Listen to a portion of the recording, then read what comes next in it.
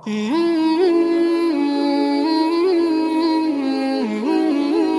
زمانے کے مسلمان بھی دنیاوی فنون کو علم کہنے لگے ہیں. ہماری بات توجہ سننی ہوگی. انبیاء علیہ السلام نے اللہ کے علم کو علم کہا. انبیاء علیہ السلام نے اللہ کے علم کو علم کہا. کفار اور مشرکین نے اور انبیاء کا انکار کرنے والے اور اللہ کا انکار کرنے والوں نے بھی فنون کو علم کہا. سنو میری بات توجہ سے. ہمیشہ سے یہ بات ہے کہ انبیاء علیہ السلام کہتے ہیں علم وہ ہے جو ہمارے پاس ہے.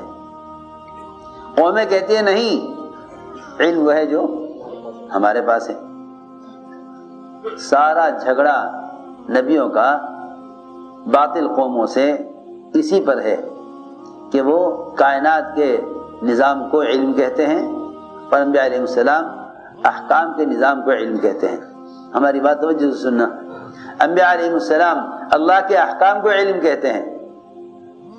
انبیاء علیہ السلام اللہ کے احکام کو علم کہتے ہیں. انبیاء علیہ السلام اللہ کے احکام کو علم کہتے ہیں. اور ان کو نہ ماننے والی قومیں، ان کا مقابلہ کرنے والی قومیں، اللہ کے اوامر کا انکار کرنے والی قومیں، کفار و مشرکین، وہ کہتے نہیں علم وہ جو ہمارے پاس ہے. ابراہیم علیہ السلام نے بھی یہی کہا، یا ابت انی قد جاءنی من العلم ما لم یاتک، میرے پاس وہ علم ہے جو آپ کے پاس نہیں ہے. فاتبعنی، لہذا میری بات مان لو.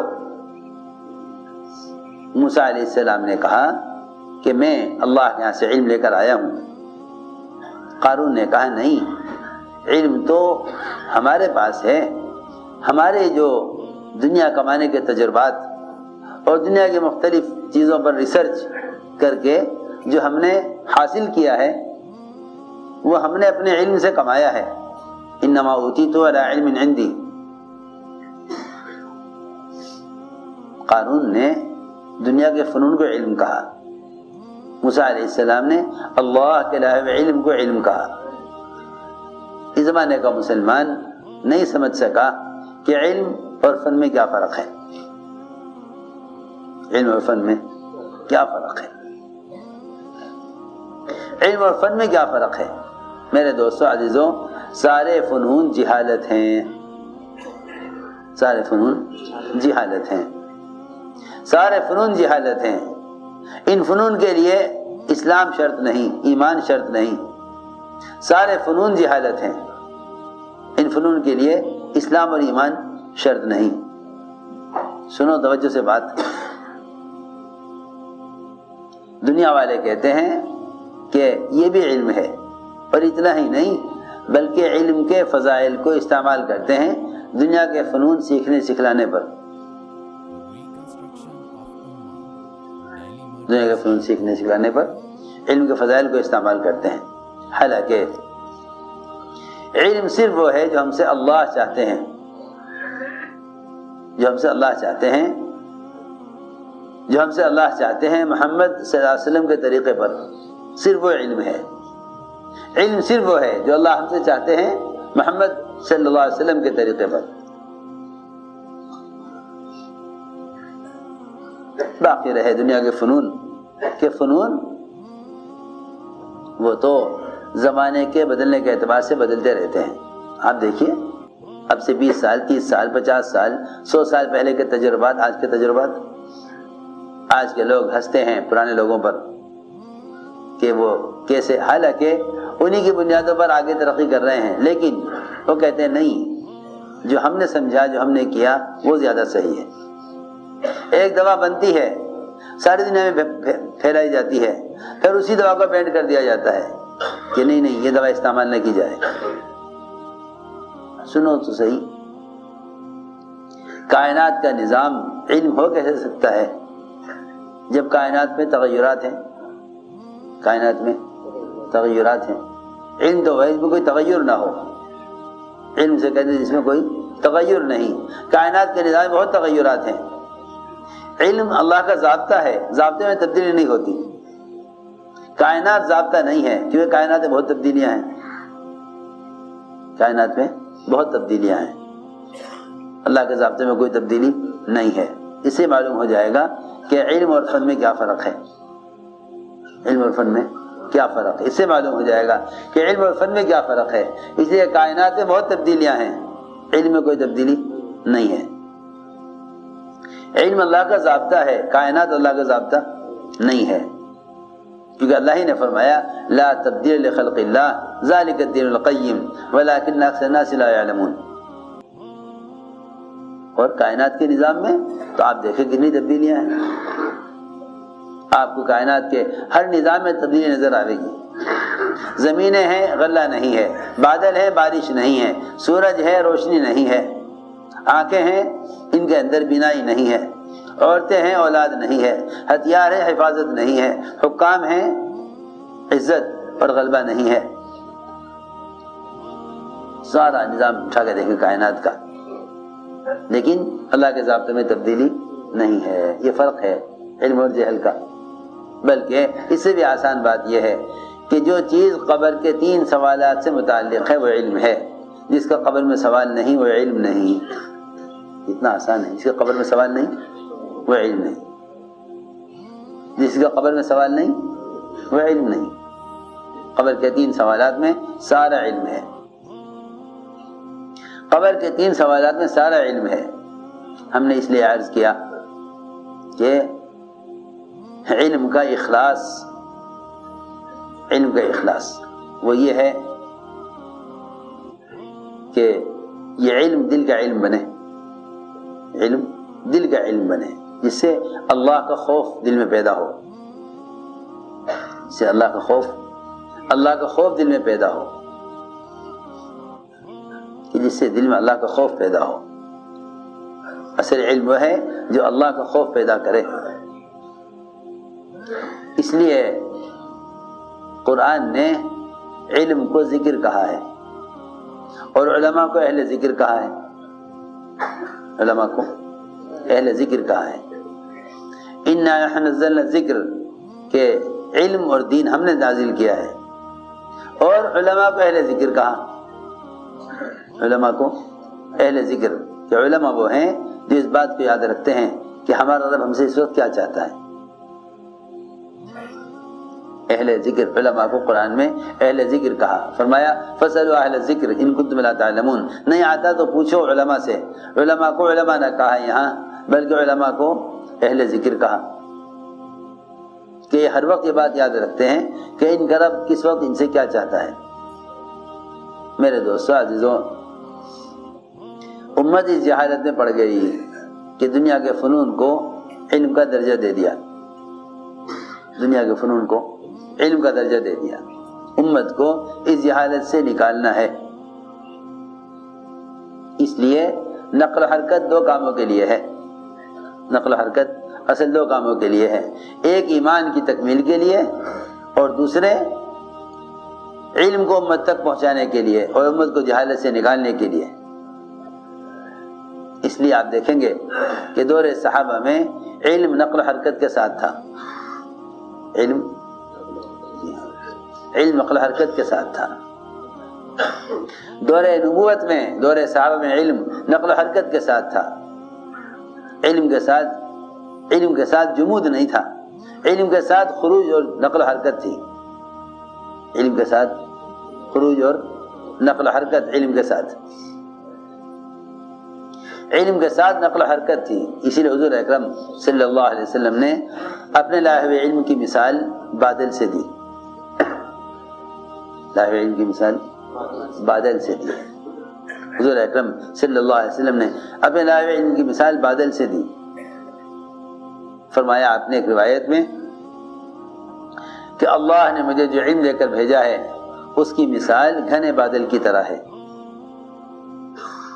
اللہ نے علم ہدایت دے کر بھیجا ہے، اس کی مثال گھنے بادل کی طرح، گھنے بادل کی طرح اس کی مثال ہے۔ اور امت کی مثال زمین سے دی، امت کی مثال زمین سے، امت کی مثال زمین سے، اس لیے کہ زمین میں جمود اور ٹھہراؤ ہے اور بادلوں کے اندر حرکت ہے۔ بادل معمور ہوتے ہیں زمین کے ٹکڑوں کی طرف،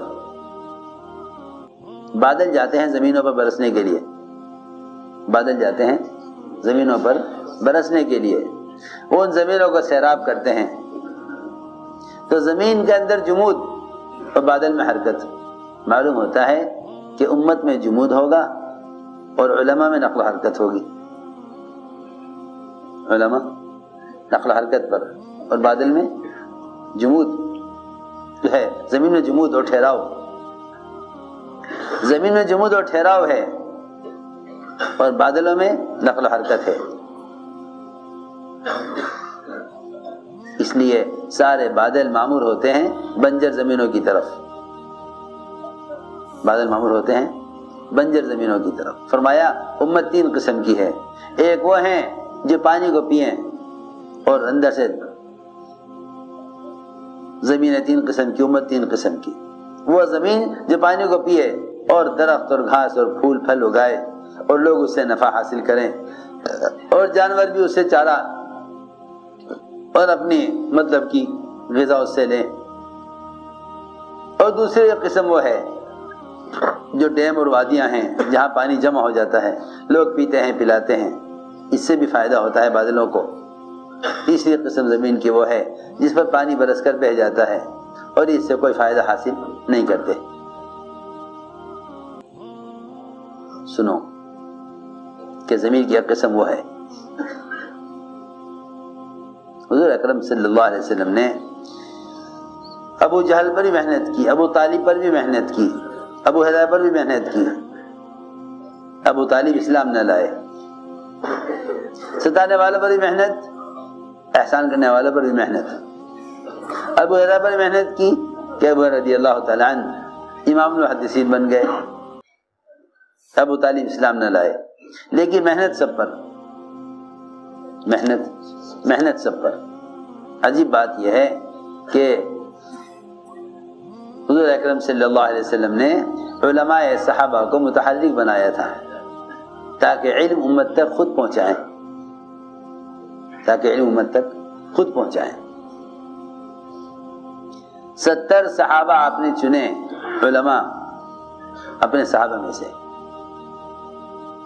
70 صحابہ، یہ علماء کی جماعت، 70 کی جماعت ایک ساتھ ایک وقت میں، ایک وقت میں 70 صحابہ چنے ہوئے علماء اور قراء اہل نجد کے مطالبے پر کہ ہمارے یہاں اسلام آ گیا ہے لیکن علم نہیں آیا، آپ ہمارے یہاں جماعت بھیجیے۔ کتنے صحابہ؟ 70 صحابہ علماء، 70 صحابہ علماء ہمارے ہاں بھیجیے۔ آپ نے 70 کی جماعت بنا کر بھیجی اہل نجد کے مطالبے پر۔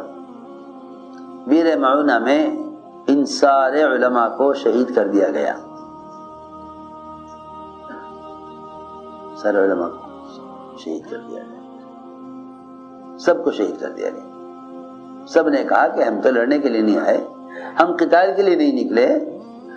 جس زمانے میں لوگ سمجھتے ہیں نا کہ خروج کے فضائل اور خروج محض قتال کے لیے ہے، انہیں جاننا چاہیے کہ اللہ کے راستے کا نفر وہ اثر ہے ہی علم کو میں تک پہنچانے کے لیے، اللہ کے راستے کا خروج ہے ہی علم کو پھیلانے کے لیے اور امت کو جہالت سے نکالنے کے لیے۔ ایک صاحب کہنے لگے کہ فلاں، تعارف کرنے لگے ایک صاحب کا کہ جی یہ ماشاءاللہ بڑی محنت کرتے ہیں مسلمانوں کے لیے، بڑی خدمت کرتے ہیں مسلمانوں کے لیے، اور بہت انہوں نے اپنی جان مال وقت سب وقف کر دیا مسلمانوں کے لیے۔ اچھا ایسا کیا کام کیا انہوں نے، ایسا انہوں نے کیا کام کیا؟ میں نے پوچھا ہاں بھائی بتاؤ کیا کیا مسلمانوں کے لیے؟ کہنے لگے کہ میں نے اس علاقے میں 26 کالج مسلمانوں کے لیے قائم کیے ہیں۔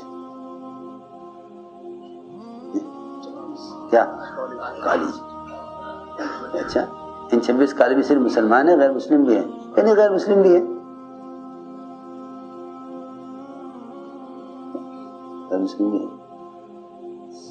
میں نے کہا 26 کالج آپ نے اس علاقے میں، اپنے علاقے کا نام لے رہے تھے کہ اس علاقے میں 26 کالج قائم کیے ہیں، کسی نے وہ نہیں کیا جو میں نے کیا۔ میں نے کہا اچھا 26 کالج تم نے قائم کیے، اس سے یہ بتاؤ کہ تم نے جب تک اس ساری محنت سے جہل کا اور جس سے آخرت کو کوئی فائدہ نہیں اس کے لیے کالج قائم کیے، یہ بتلاؤ کہ تم نے مدرسے کتنے قائم کیے جس سے علم آتا، آخرت بنتی، امت جہالت سے نکلتی، اللہ کے فرائض کو سیکھتی، فرائض پر آتی۔ تو وہ خاموش ہو گئے، کیا بتاؤں میں، مدرسے تو کوئی قائم نہیں کیا، مدرسہ تو کوئی قائم نہیں کیا، 26 کالج قائم کیے۔ نے کہا آپ یہ بتائیے اس علاقے میں مدرسے کتنے ہیں؟ انہیں یہ بھی نہیں معلوم تھا کہ اس علاقے میں مدرسے کتنے ہیں۔ میں اس لیے کہہ رہا ہوں کہ ایک مسلمان کے ذریعے امت جہالت سے نکل کر اللہ کے اوامر پر آتی، لیکن ایک مسلمان کی ساری قوت اور ساری مالیت اور وقت اور اس کی صلاحیت وہ امت کو جہالت میں ڈالنے میں استعمال ہوئی، اور وہ اس سے مطمئن ہے کہ میں نے مسلمانوں کی اتنی بڑی خدمت کر دی۔ سوچو تو صحیح، سوچو تو صحیح۔ حضور اکرم صلی اللہ علیہ وسلم نے اپنے صحابہ کو ڈالا تھا نقل و حرکت پر تاکہ ان کے ذریعے سے امت جہالت سے نکلے،